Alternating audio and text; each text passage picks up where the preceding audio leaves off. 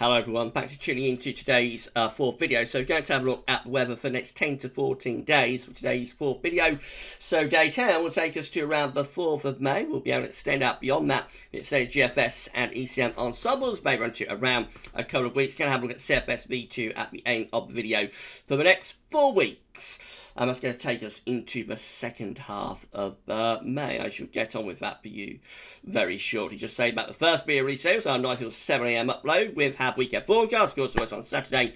And also the second seasonal roundup for summer 2021. Getting 14 long-range miles to go to see what they're all showing for the summer. It's an interesting watch, so have a look at that if you would like to do so. Hope you enjoy the content on the channel though. Please like, share and subscribe. Drop a comment. Let us know what you think. All of that good stuff. Thanks so much everybody for doing that. Right, we're going to start off with the CT then. So we've got news about this. Central in temperature is currently standing at 6.5. That's an anomaly of 1.1 degree below average. That is provisional to yesterday, the 23rd of April.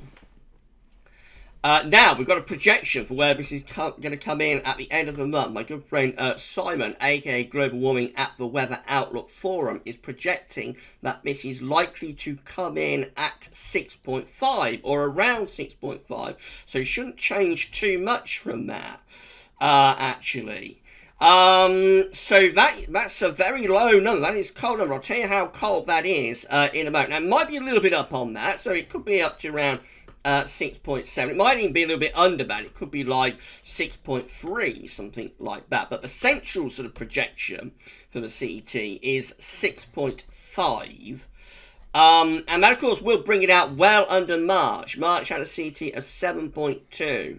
So it's nearly getting over a degree colder than the March before it, which is quite a big deviation. You do sometimes get April colder than the March before. It is unusual because we're in a warming time of the year, of course. So typically you would expect April to be warmer than March, but sometimes it does happen that April will be colder than the March before it.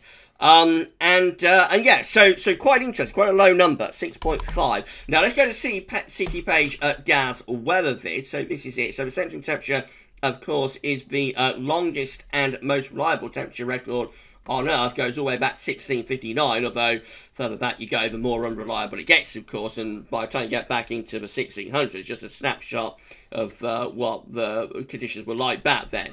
But anyway, we go through the year, so let's scroll down through the years. And by the way, CT page will be disappearing from GavsWeatherVids.com on Friday. If you come to this page on Friday, you will be redirected back to the home page. The home page at GavsWeatherVids.com will be the only page that's sort of functioning, and that is, you know, as the website is wound down. If you want to carry on seeing the central temperature page, you will need to sign up to our Discord server. We have got CET ingrained into our Discord server now for GavsWeatherVids. So you can find the invitation link to Discord in the description with the video.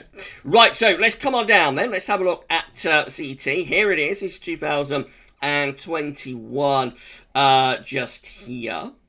So we've got January's number there. We know that January came out quite cold. February and March were milder, even though February contained the coldest month of the winter, quite strangely. So April's number will go there. If the projection is right, it'll be somewhere around 6.5. Now, if we compare that to the average, you can see that for 61 to 1990, which is going to be just here, of course, the average for April with the old and cold temperature average is 7.9. So we're you know, significantly colder than that. Actually, we're well under like the April 61 to 1990 average, and we're 2 degrees under 81 to 2010, which has an April average of 8.5. 2 degrees colder than that. Very significant deviation. Now, the last time we had an April as cold as this, if the projection is right, was a very long time ago. Let's go all the way back through the years. You know, going to go back through the 2000s, through the 1990s, into the 1980s. Can you believe this? So we go all the way back to 1986, which had an April CT of 5.8. So if this projection is right of the April central temperature coming out at 6.5, it will mean that we have had our coldest, or we haven't because we're still in it, but we will have had by the end of the month our coldest April for 35 years. Our coldest April since 1986, which would be extremely noteworthy. Of course, if that was to happen. We do have 1989 there at 6.6, so if we're just a little bit up on the projection and come out, you know, above 6.6, it would be the coldest April since 1989, which is still like over 30 years ago, so even that would be very significant and noteworthy. So this has been a very substantially colder than average April, of course. It's a very unusual month that we've had. And yeah, so we just have to wait and see where we finish up. Now, the other thing I want to show you is when April comes out colder than the March before it. So the last time that happens, because it does happen occasionally, it's quite unusual, but it does happen. The last time that happened was in 2012, had the March CT of 8.3 and April CT of 7.2. So yeah, last time in 2012. We also have 1978. We talked about teaser winters over past few months, of course. We thought that maybe winter 2020, 2021 could be teaser winter for a much colder and snowier winter next winter, 2021, 2022. One of the ideas backing up that idea was that we had a teaser winter for 77, 78, 1977, 1978 was a teaser winter, starts off quite mild in December 1977 and then gets cooler through January, actually has quite a cold February. And that precedes a much colder winter for 78, 79, which of course is the winter discontent. It's the last time we had a January CT sub-zero at minus 0.4. Very snowy and cold January. Following the teaser winter of 78, 79. Now, for March 78, central temperature came out 6.7. The April CT for 1978 was 6.5. It's actually colder in the April CT than the March before it, although not a particularly big deviation, not like what looks like it's going to happen this time. But anyway, sort of the idea, you know, but the parallels are kind of continuing. You never have it work out completely the same. You never have it sort of note for note, because each month is unique and individual unto itself. But sometimes you do see parallels within the broader setup, within the broader pattern, and we have seen a bit of that for 77, 78, and it does look like that's continuing as we go, you know, as we go through this spring as well.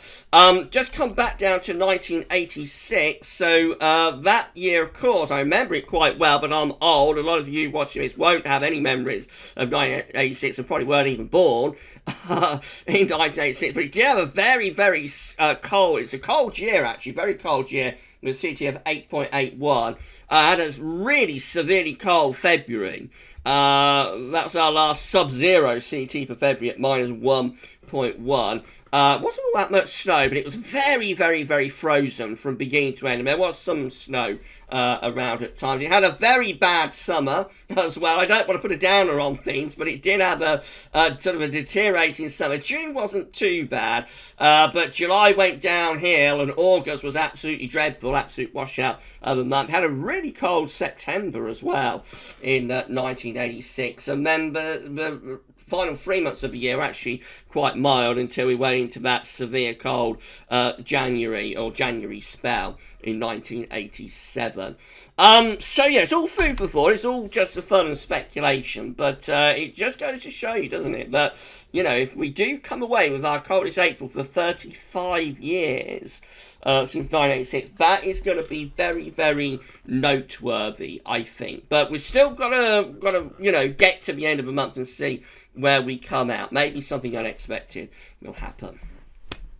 Right, so let's move on then, have a look at the GFS upper air temperature and precipitation ensembles the next couple of weeks. We're at Slough today. Now, somebody was saying in the comments yesterday, I noticed that why don't I ever look at Slough? I can't remember if I have ever had a look at Slough or not. But you know, if you want to have a look at your local town or city, then just let me know. We're always happy to feature it. So to that person, if I haven't looked at Slough, it's probably because nobody has asked me to look at Slough. But we are looking at it right now. So here we go. We're going to have a look at the upper air temperature and precipitation ensembles for Slough. So the red line is a 30-year upper air temperature average for Slough. We're starting off close to average at the moment, but the temperature is going to slide away through next week. We've been talking about this a lot in the videos lately. It will be turning colder next week as winds go back into the north and to the northeast as well. As we move out into the first week and on into the second week of May, it does start to, we do start to lift the temperature up a little bit, but only back close to average. There's no sign of anything sustained warmth dim. There is that one hot outlier just there, but generally just a bit of a warming trend through the first week and into the second week of May, but nothing overly dramatic after what will be a cold end to April. Precipitation-wise, going to be a lot of dry weather over the next few days, but gradually next week and then through into the beginning of May, it will turn more unsettled. And actually, this does look quite wet now, you know, through the first week of May. This period just here got a lot of precipitation spikes. So it could be that the rain is on the way. I've had a very dry April, as well as being cold. You know, usually cold. It has also been a very dry April, and it's a very strange month. Could be that the temperature will lift up a little bit into May, but not overly so. But it turns more unsettled. That might be the price you have to pay for lifting the temperature up slightly. Temperature anomalies from the 24th of April to the 2nd of May. Going to be colder on average for the UK and for most of Northern Europe as well. Precipitation anomalies are going to be drier than average too. Expect these to start trending wetter next week though. Latest wind flow map from earthnorthschool.net shows that high pressure is still dominating weather, but it is starting to move northwards. We're beginning to pull in a little bit more of an easterly wind. Right, this is how UK Met is looking for Tuesday, then. High pressure going up to Greenland and Iceland, a trough of low pressure sinking down across the country. That will bring showery conditions. Our first of the showers will break out early next week, and cooler air will start to dig in from the north as well. By Wednesday, wind is in from the northeast, so it could be cold, and there will be showers pushing in to the north and to the east as well. I'm then going to stay cool to cold and showery through to the second half of next week, with low pressure bringing further showers, if not maybe some longer spells of rain, and the temperature is going to be really chilly as well. The showers may get more widespread into the second half next week. More about that in the week ahead forecast. This is how the GFS 6Z is looking. Again, high pressure is up towards Greenland and Iceland. Low pressure is across France, and winds are in from a northeasterly direction through the early part of next week into the middle. Next week again looks cool and showery, doesn't it? With low pressure trough just sitting across the north and west of Europe, bringing spells of rain and probably showers too. Into the bank holiday weekend, turns more unsettled, if anything, like an area of low pressure begins to get going, combined again with the high pressure over Greenland and Iceland, so the weather looks cool to quite cold, and an increasing risk of showers, if not longer spells of rain too. That's day 10, Tuesday the 4th of May. We'll have low pressure somewhere over the low countries, if this is right. High pressure still away to our north and west, and winds continuing in from a north or northeasterly direction. In the extended range, look at this. The wind stays in from the north to northwest, so it continues to be cool as we go through the first week of May and into the second week of May, actually, with further showers, if not some longer spells of rain as well. But jet stream is on a northwest-southeast alignment, and everything looking rather cool and unsettled. But GEM looks like that. So again, high pressure blocking around Greenland and Iceland on Tuesday, pulling in those northeasterly winds through next week. The weather will become colder. And then as we move into the bank holiday weekend, not only is it quite cool, it does turn more unsettled as well. We finish up with loads of blocking around Greenland at 1,045 millibars, I think the central pressure with that block is. Low pressure is parking itself over northern France and southern England. That will bring further bouts of rain. And possibly this is turning into like a wet pattern for the south, actually. Maybe not quite as wet for the north. And all areas looking cool as well, with winds in from the northeast. The ECM, again, taking the high pressure to Greenland and Iceland. Early next week, in come those cooler northeasterly winds, and we just keep it cool into the bank holiday weekend as well, and turn it increasingly unsettled with low pressure driving in from off the Atlantic by day 10, which is midnight on the 4th of May. This is big precipitation type forecast based on that ECM run from Tameteo.com. A lot of dry weather initially, turning more showery initially in the north and west through the early part of next week, and then most showers probably start getting more widespread almost anywhere. So a little bit of green showing up there for the north later next week. That does indicate chance of some of those showers being wintry, especially over high ground. And just cool and showery conditions into the bank holiday weekend, eventually turning quite wet by the end of the bank holiday weekend. Quite a lot of rain coming in off the Atlantic, and yeah, turning wetter over bank holiday weekend too. This is the options on the table within the ECM ensemble today for day 10. Gets us to the 4th of May. We have 51 out of 51 members of the ECM ensembles with low pressure to our east and northeast, high pressure blocking around Greenland. In come those northerly to northwesterly winds. Looks like it could be quite cold and unsettled at daytime with all of those options. In 2 weeks' time, these are the options that we've got. This will get us to the 9th of May. 16 members of the ECM ensembles have the low pressure to the east with a high pressure to the west. Down come those northerly winds, cool and unsettled. 15 with high pressure over UK and Western Europe, mainly dry and potentially warmer with that. Low pressure and the jet stream being pushed off northwards. 11 with high pressure to the south, low pressure to the north. That looks rather flat and westerly. And then 9 just here with high pressure sitting over the country. Low pressures away to the northwest. Jet stream pushing north as well. And so that should be settling things down and turning things drier and warmer potentially too. CFSV2 lastly, these are 500 millibar heights broken down into weekly periods. First week period takes from the 24th of April to the 30th, last day of the month. High pressure blocking around Greenland, low pressure to our east, winds in from a northeast direction. Looks like that's going to be cool to cold and unsettled. And week 2 looks unsettled too. This is the 1st through the 7th of May. Low pressures dominating weather. Jet streams lined up northwest to southeast. So we're on the cool side of the jet. Close to low pressure. That looks unsettled and cool. Week 3 is going to be the 8th through to the 14th of May. High pressure then in the middle of the Atlantic. Probably bringing in something a little bit less cold from the west. But it's hardly going to be a heat wave. And then week 4...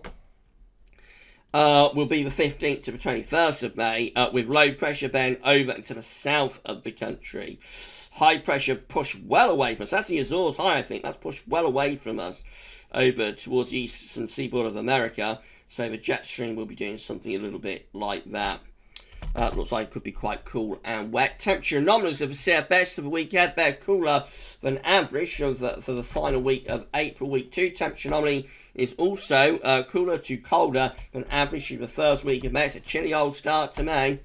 That's not quite as cool for week 3, but it is still a bit below average. That's the 8th to 14th. And if anything, the anomaly gets even colder for week 4, which is the 15th to the 21st of May. Below average once again. So if this is right, we're going to have our coldest April for possibly 35 years. And May could be coming out cold as well. If that's right, of course, we're going to have a cold and happy spring. Undoubtedly. We'll see how it all plays out. If you enjoyed the video, then please can you smash that like button. Make sure you subscribe to our channel. You're going to be able to see future weather content. If you do this for GavsWeatherVids, tell your friends, family, and everybody else to subscribe to our channel. Everybody who subscribes brings a friend. We're going to get to 11k subscribers that much quicker. We've got to put around 150 now to get to 11k. We're at 10,850. So we're grinding our way to 11k. And drop a comment and let us know what you think. Thank you so much, everybody, for doing that. Rich created this GIF last year. It's been absolutely fantastic. It's given us loads and loads of subscribers. So thank you so much to Richard for the subscribe and tell your friends GIF. Right, that's it then for today's video. Quite an interesting video, I think, this one. What do you think, everybody? Let me know in the comments whether you've enjoyed it. I think it's quite an interesting one. So let me know, anyway, what you think. That's it for today's videos, then. Tomorrow we'll start off with our 7 AM upload. We'll have another summer update. That's going to be quite an interesting watch, I think. GavsWeatherVids Sunny Roundup. And we're also, of course, going to have our live stream. We're going to say then, we're going to have our live stream from 6 o'clock tomorrow, so I'll see you live then, but there are more video uploads before that. The live stream will, of course, because it's a Sunny live stream, will focus on the Longrange too. I think probably CFS stuff with the live stream. So I shall see you at 6 o'clock live, but before that, of course, we're going to have our uploads as well through the day tomorrow. So this video, though, that's all for now, and thanks for watching.